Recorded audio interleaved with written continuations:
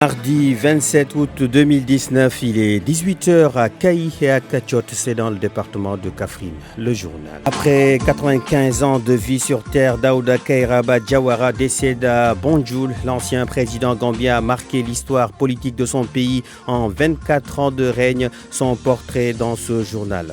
La fréquence des accidents de la circulation au Sénégal préoccupe la sous-région ouest africaine. Plusieurs acteurs se sont réunis à Dakar pour dégager des pistes de solutions. Les attaques terroristes au Burkina Faso ont été également au menu des discussions.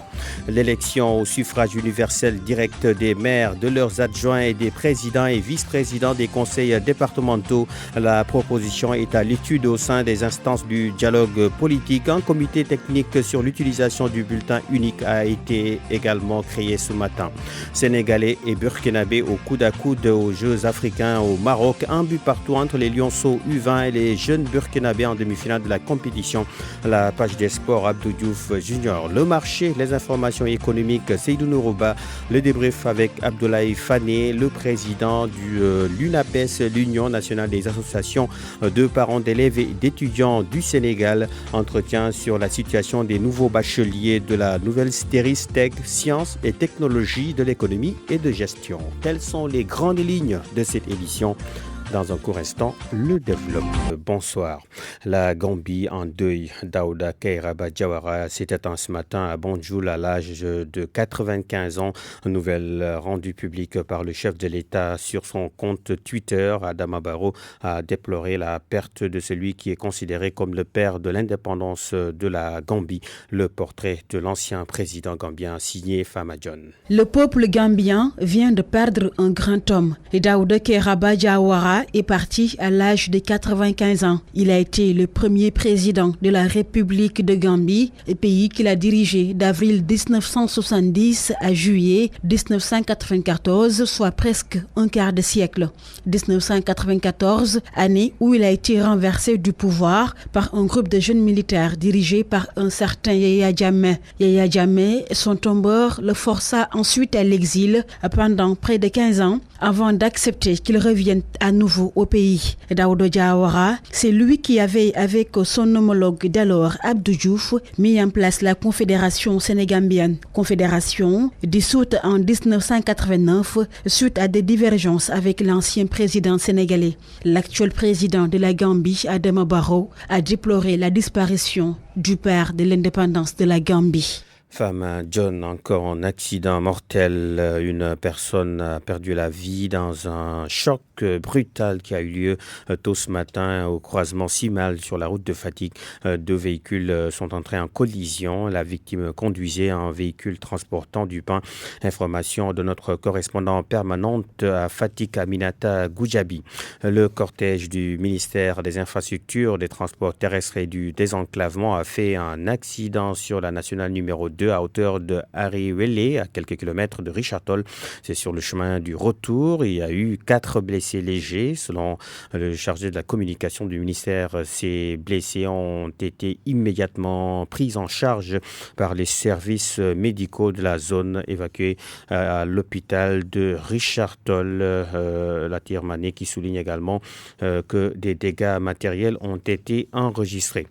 Avec la recrudescence de ces cas d'accidents au Sénégal et les attaques terroristes perpétrées au Burkina Faso, la sécurité routière fait l'objet d'un atelier partage d'informations entre l'ONG Partners West Africa Sénégal, la société civile et les forces de sécurité. L'objectif est de réfléchir sur les stratégies à adopter pour parer à d'éventuelles séries de pertes en vies humaines.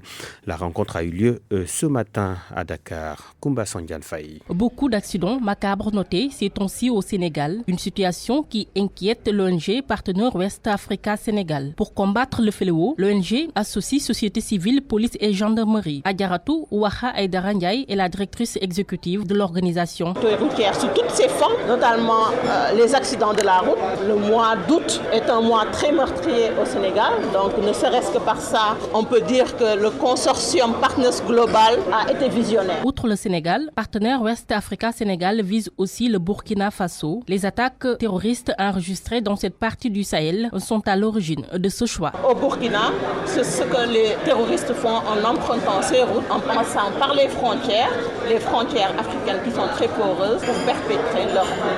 L'ONG partage son expérience en matière de sécurité routière avec les forces de sécurité. Une collaboration appréciée à sa juste valeur. Bintou Guissé est commissaire de police adjointe au commissariat de Mbour. Établir un guide sur la sécurité routière. Aujourd'hui, nous sommes réunis, Sénégal et Burkina Faso, entre forces de défense et de sécurité, mais aussi au-delà avec la population civile.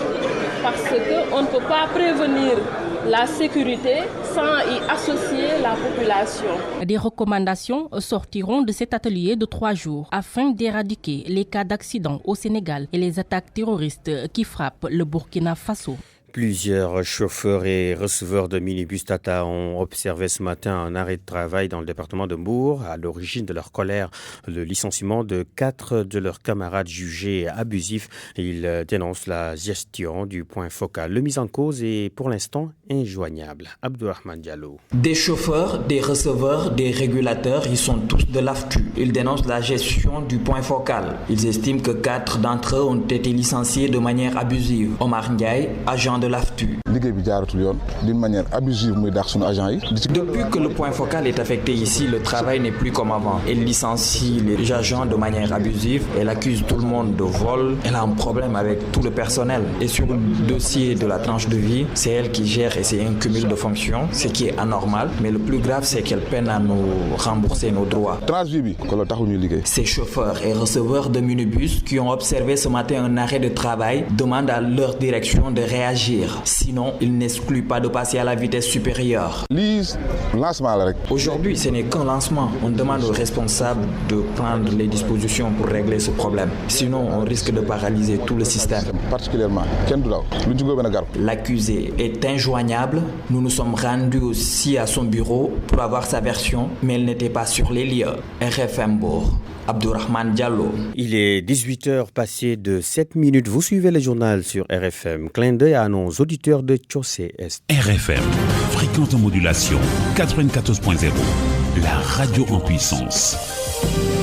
Mamadou Amar Ndior. Et nous parlons de la dette de plus de 18 milliards de francs CFA contractée par l'État du Sénégal. Le CUDOPES, le cadre unitaire des organisations des établissements privés d'enseignement supérieur du Sénégal, compte sur ses positions. Il menace de ne pas recevoir les nouveaux bacheliers. Les membres jugent que l'État ne respecte pas ses engagements et dénoncent l'attitude du ministre de tutelle qui critique la qualité des enseignements qui sont dispensés dans ces écoles supérieures. Papa Balagueye. Le non-respect des engagements plombe encore la situation des étudiants du privé. Pour le CUDOPES, il n'est pas question de recevoir des bacheliers de 2019 si rien n'est fait. Jean-Marie Sen est le coordonnateur du CUDOPES. L'année académique 2017-2018, il reste plus de 25% qui ne sont pas encore payés. Et l'année académique 2018-2019 n'est même pas encore budgétisée. Donc, on a fini de faire les enseignements, mais nous n'avons pas été payés. Il s'est trouvé que nous avions trouvé un chronogramme avec le gouvernement pour éponger progressivement la dette. Ils ont respecté ce chronogramme jusqu'au mois d'avril. Après, il y a eu blocage. Le montant de la dette à ce jour, donc sur 2017-2018, nous estimons qu'il y a 3 milliards qui ne sont pas encore payés. Et 2018-2019, nous estimons la dette au moins à 15 milliards. Le montant, c'est 18 milliards globalement. Non sans dénoncer le mutisme des autorités sur la question de l'échéancier accepté depuis lors, le CUDOPES se dit inquiet et dénonce l'attitude du ministre de l'Enseignement supérieur qui dénigre la qualité des enseignements. C'est une sortie regrettable. Nous n'attendons pas notre ministre de tutelle sur ce terrain. Et nous sommes des citoyens, nous sommes prêts à discuter avec lui, mais suivant des règles bien établies avec un respect mutuel. Donc nous n'allons pas du tout aller dans le sens où il est allé, nous sommes des citoyens bien éduqués. Près de 18 milliards de dettes à recouvrer, le CUDOPES ne démord pas et se dit ouvert à des discussions pour sauver l'avenir de ces jeunes Sénégalais.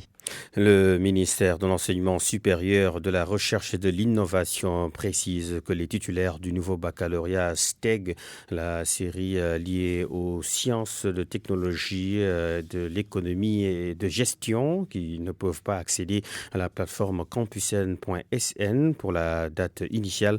Une procédure particulière va être mise en place ultérieurement pour leur permettre de s'inscrire sur la plateforme Campusen. Les concernés peuvent appeler gratuitement au numéro 33 829 50 44. Tout cela est précisé dans un communiqué. Oumar Mbow pour les détails. Il est demandé aux titulaires du baccalauréat STEG de patienter pour leurs inscriptions à l'office du bac. Une procédure particulière sera mise en place dans les jours à venir pour leur permettre de s'inscrire sur la plateforme Campusen pour leur admission dans les établissements d'enseignement supérieur. Le temps d'ouvrir une plateforme pour leurs inscriptions souligne le communiqué de la Direction générale de l'enseignement supérieur. Autrement dit, les titulaires du baccalauréat STEG peuvent accéder à toutes les filières comme pour l'ancienne série G. Le journal.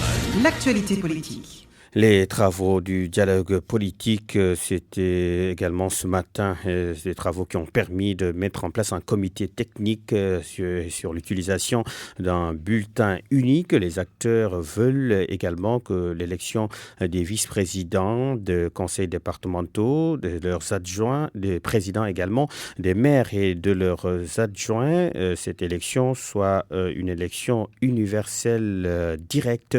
Les acteurs donc qui se sont réunis ce matin. Le compte-rendu de Mokal Soumli. Pendant 4 tours d'horloge, les acteurs du dialogue politique trouvent enfin un consensus. Il s'agit de mettre en place un comité technique pour la mise en œuvre d'un bulletin unique. Ils veulent aussi travailler sur le mode d'élection des vice-présidents qui sont dans les conseils départementaux. Déthié Fall est le coordonnateur du pôle de l'opposition.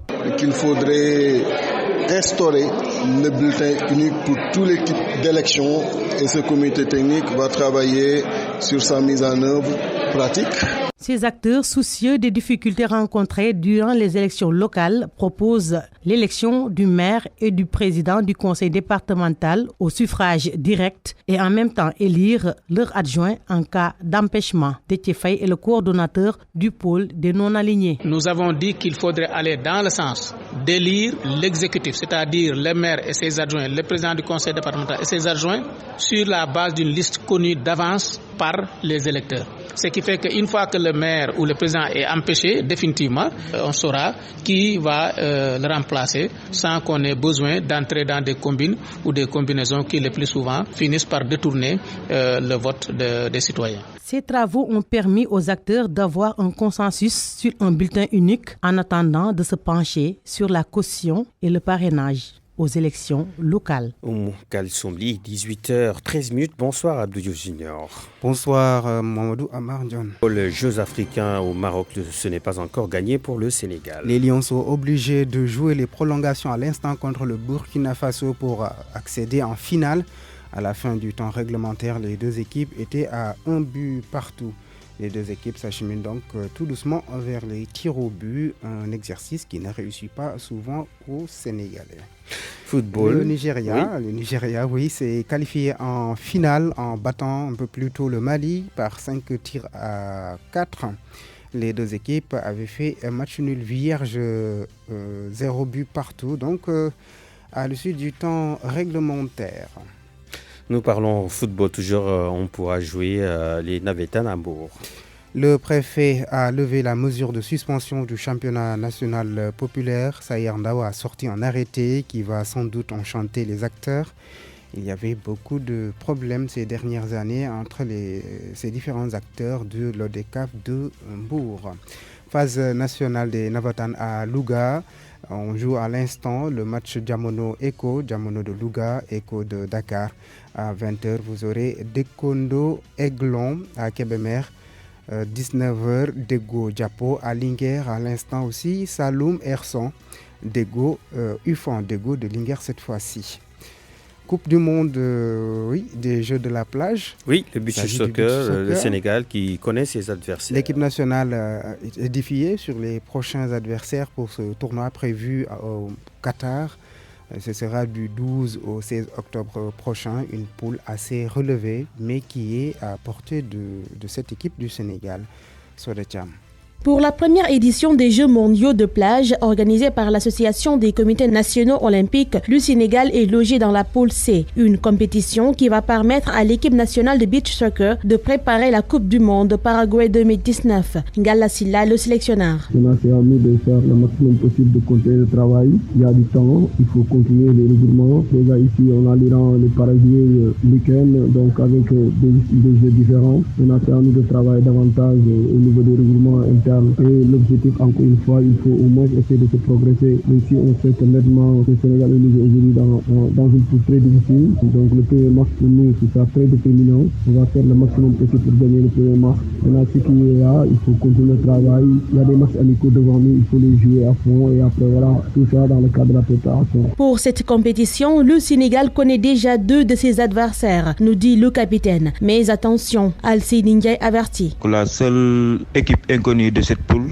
c'est le Paraguay, parce qu'on n'a pas encore eu la chance de les croiser. On a eu la chance de croiser l'Iran et l'Ukraine lors de la Coupe du Monde 2013, mais maintenant 2013 et 2019 c'est différent parce qu'il y a de nouveaux joueurs. Tout ce qu'on peut faire, Inch'Allah, c'est d'essayer de sortir de cette poule et essayer d'aller au deuxième tour, Inch'Allah. La première édition des Jeux mondiaux de plage est prévue du 12 au 16 octobre au Qatar. Au sortir de cette compétition, le Sénégal va participer au mondial de beach soccer FIFA du 21 novembre au 1er décembre au Paraguay. Le Sénégal qui jouera dans la poule C avec l'Iran, contre l'Iran, le Paraguay et l'Ukraine. Le Maroc, l'autre représentant africain à ce tournoi, est logé dans le groupe A en compagnie du Brésil, de la Suisse et des Émirats arabes unis.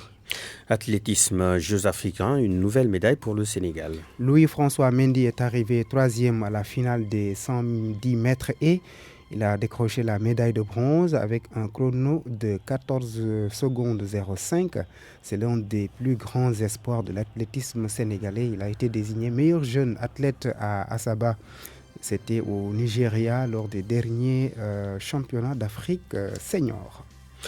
Nous terminons avec le basketball. Abdou Diouf Junior, le tournoi de Surgou. Les Lions ont encore gagné. Les Sénégalais ont battu les Jordaniens 69-64. C'est la deuxième victoire des Lions qui avaient déjà pris le dessus sur le Porto Rico 90-61.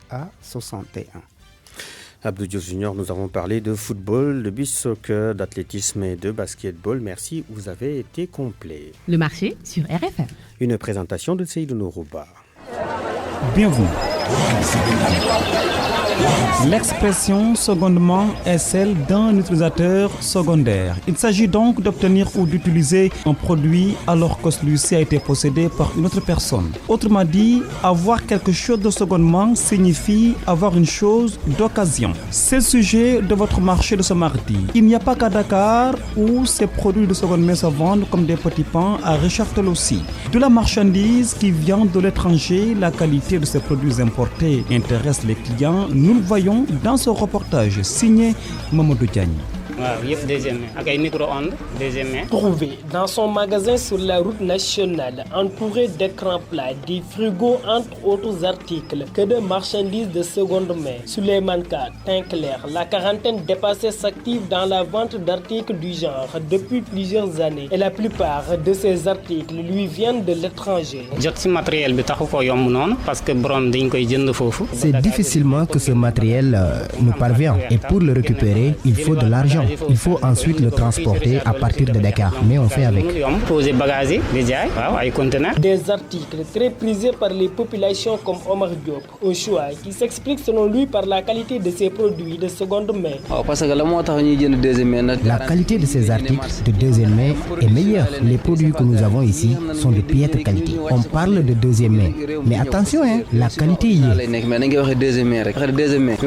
Les clients ne se font pas prier, mais Souleymane Ka estime que le métier ne nourrit plus son homme car il n'arrive plus à écouler ses articles convenablement comparés aux années précédentes. Mamadou Diagne, merci. Ces produits de seconde main importés et qui inondent le marché sénégalais sont-ils en train de concurrencer les produits locaux? Idrissa Diabira, bonsoir. Vous êtes le directeur général de l'Agence de développement et d'encadrement des petites et moyennes entreprises. Est-ce que ces produits de deuxième main ont un impact positif ou négatif sur le marché sénégalais? C'est un impact plutôt négatif sur le marché sénégalais. Il faut savoir que le défi pour un pays comme le Sénégal, c'est la production locale. C'est le Made in Sénégal dans effectivement la friperie, dans le textile habillement, dans l'industrialisation, dans les machines. Et donc le fait d'importer des articles de deuxième main et que ça devienne presque une industrie en tant que telle, ça peut faciliter d'une certaine manière effectivement le consommateur, mais ça fragilise en fait l'économie sénégalaise parce que ça vient concurrencer des produits qui sont des produits made in Sénégal. Et qu'est-ce que l'État fait? Je ne dirais pas empêcher ces produits de deuxième main, mais faire en sorte que nos produits ne soient pas menacés. Je dirais que la prise de conscience, elle existe, mais elle n'est pas suffisamment importante. Elle doit être justement mieux liée à la connaissance que l'on a des importations, des exportations et de nos industries qui existent. Le ministère, par exemple, en charge du commerce, est en lien avec la douane, les impôts. La question essentielle, c'est comment est-ce que nos produits sénégalais vont se retrouver dans les étals des Auchan, Carrefour et autres, pour ne pas les citer, pour que la valeur ajoutée, elle reste au Sénégal et pour que nos entreprises soient les principales créatrices de richesses et d'emplois. Merci à vous, Idrissa Diabira, directeur général de l'Agence de développement et d'encadrement des petites et moyennes entreprises. Le marché, c'est fini. Envoyez vos critiques et suggestions sur rfmdakar@gmail.com ou rfmlemarché@gmail.com. À toutes et à tous, merci d'avoir suivi. Merci à Seydou Nourouba. Nous allons dans un instant entrer en contact avec notre interlocuteur dans le débrief, Abdoulaye Fani, le président de l'UNAPES. Nous allons échanger avec lui sur cette situation des bacheliers de la nouvelle série STEG qui ont des difficultés à obtenir l'attestation au niveau du service de l'office du baccalauréat. Nous allons dans un instant entrer en contact avec Abdoulaye Fani. Chez la série STEG. Oui, il est en ligne, Abdoulaye Fani, bonsoir. Bonsoir, Mamadou Amar. Vous êtes le président de l'UNAPES, l'Union nationale des associations de parents d'élèves et d'étudiants du Sénégal. La série G a été remplacée, on le sait, par la série STEG, la série STEG qui est relative aux sciences et technologies de l'économie et de gestion. Le problème est qu'il y a des bacheliers qui donc ont du mal à avoir des attestations au niveau de l'office du bac, puisqu'il y a un problème de décret concernant cette nouvelle série. Vous, en tant que parent d'élèves, quelle est votre appréciation de la situation? Bon, je vous remercie, Mamadou Amar, véritablement de nous d'avoir pris langue avec nous par rapport à cette situation-là, qui est véritablement inquiétante pour un pays. Parce que finalement, c'est à se demander comment fonctionne le dispositif institutionnel de ce pays. Comment peut-on organiser? Comment peut-on créer ou réformer un diplôme, organiser des épreuves et ne pas au préalable élaborer le texte l'organisant?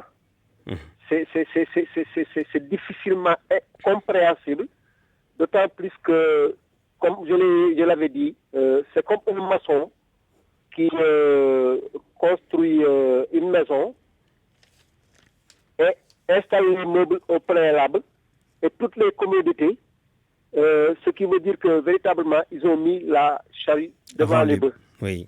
Charrue avant les bœufs. Et effectivement, voilà, et quelles doivent être présentement, puisque la réaction de la tutelle, on a vu le ministère de l'Enseignement supérieur qui demande à ses bacheliers d'attendre le temps de régler ce problème, alors qu'il y a des étudiants qui ont des préinscriptions ou bien qui veulent tout simplement s'inscrire sur le site campusn.sn.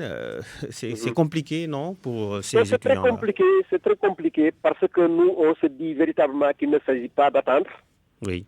Il ne s'agit pas d'attendre parce que les structures en charge des inscriptions, des préinscriptions, pour certains bacheliers qui doivent faire leurs études à l'étranger, n'attendront pas.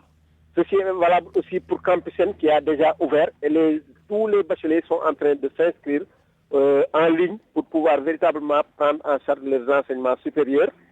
Il ne s'agit pas d'attendre aussi parce qu'il y a des examens, des concours professionnels qui profilent à l'horizon. Oui. Et face à cette situation, nous demandons vraiment à ce que quand même que des mesures conservatoires puissent être prises afin de délivrer à ces bacheliers qui risquent de devenir des victimes des attestations, même parce qu'il s'agit d'attestations provisoires en attendant que les diplômes, que le dispositif institutionnel puisse être mis en place et vraiment pour que véritablement ces bacheliers-là ne soient pas véritablement les victimes par rapport à cette situation dont ils ne sont pas du tout responsables. Voilà. Oui, tout à fait. Merci beaucoup, Abdoulaye Fane.